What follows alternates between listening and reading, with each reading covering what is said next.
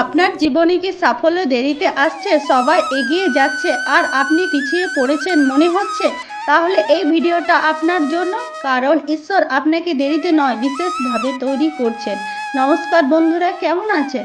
আশা করি ভালো আছেন। আজকের ভিডিওতে আমরা জানবো কেন অনেক সময় সাফল্য দেরিতে আসে আর কেন দেরিতে পাওয়া সাফল্য সবচেয়ে শক্তিশালী হয়। অনেকেই ভাবেন আমার ভাগ্য খারাপ, কিন্তু সত্যিটা হলো ঈশ্বর যখন কাউকে বড় কিছু দিতে চান তখন আগে তাকে কঠিন পরীক্ষার মধ্যে দিয়ে নিয়ে যান। আজ জানবো সেই লেট সাকসেস সিক্রেট যা আপনার জীবন বদলে দিতে পারে। চলুন তাহলে ভিডিওটা শুরু করি।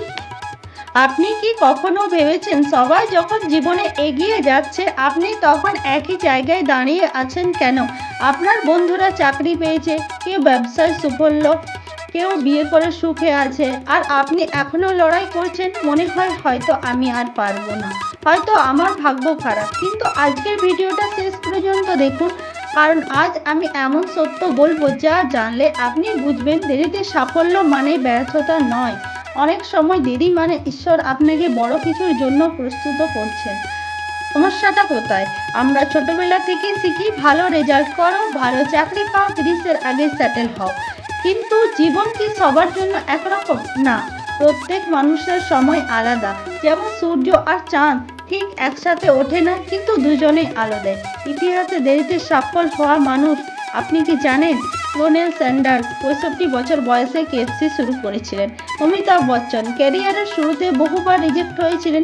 জেকে রাউলিং তার বই বহু প্রকাশক ফিরিয়ে দিয়েছিলেন। তাহলে তারা কি ব্যর্থ ছিলেন? না, তারা দেরিতে সফল হয়েছেন, কিন্তু যখন হয়েছেন ইতিহাস তৈরি করেছেন। দেরিতে সাফল্যের 5টি আসল কারণ। আপনি এখন প্রস্তুত হচ্ছেন? ঈশ্বর বা জীবন আপনাকে বড় কিছুর জন্য তৈরি করছে। কষ্ট মানে ট্রেনিং। আপনি অন্যের সাথে নিজেকে তুলনা করছেন। কম্পারিজন হলো সবচেয়ে বড় ভুল। আপনি ধৈর্য হারাচ্ছেন। সব বড় জিনিস সময় নেই। আপনি নিজের শক্তি চিনতে পারেননি। অনেক সময় আমাদের ভেতরের ট্যালেন্ট আমরা বুঝতেই পারি না। ঈশ্বর আপনাকে বিশেষ বানাতে চান।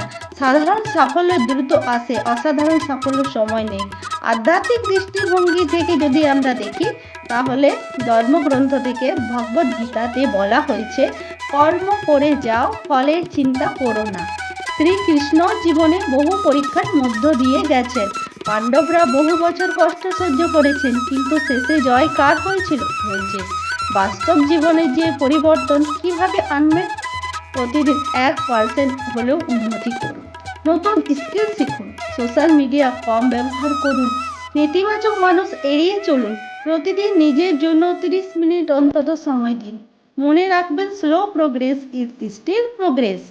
হয়তো আজ আপনি একা, হয়তো সবাই আপনাকে নিয়ে হাসে, কিন্তু 5 বছর পর তারাই বলবে ওই তো আমাদের বন্ধু।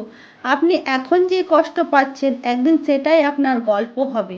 যদি আজকের ভিডিওটা আপনার হৃদয়ে লাগে তাহলে কমেন্টে লিখে আসুন, সময় আমারও আসবে।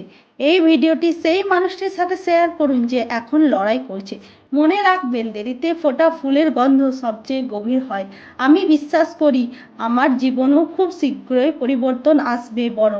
ধন্যবাদ বন্ধুরা, শেষ পর্যন্ত ভিডিওটি দেখার জন্য আপনাদের অসংখ্য ধন্যবাদ। এই বিষয়গুলি আমি অনেক রিসার্চ করে, অনেক খোঁজখবর নিয়ে আপনাদের সামনে তুলে ধরেছি, যাতে আপনারা সঠিক তথ্য আর অনুপ্রেরণা পান।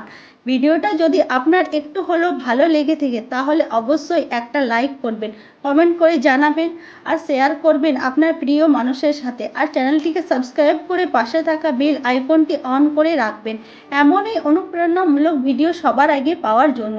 সবশেষে বলবো, নিজের উপর বিশ্বাস রাখুন, ঈশ্বরের ভরপুর ভরসা রাখুন। দেরিতে হলেও আপনার সময় আসবে। হরে কৃষ্ণ, রাধে রাধে।